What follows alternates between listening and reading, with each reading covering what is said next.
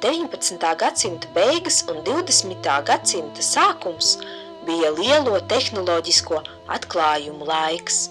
Parādījās tādi jauninājumi kā fotogrāfija, kinematogrāfija, spēja veikt skaņas ierakstus, braukt ar automobīli un lidot.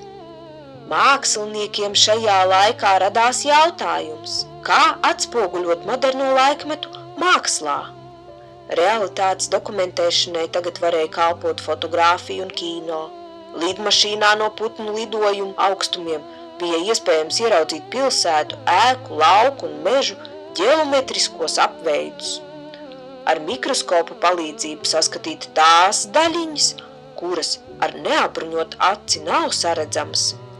Māksliniekiem bija nepieciešams rast citu pieeju, meklēt jaunus lietu redzēšanas veidus un skatīšanās paņēmienus. Tādējādi abstrakto mākslu līdz ar citiem laikmetu procesiem ietekmējusi arī zinātnes un tehnoloģiju attīstība.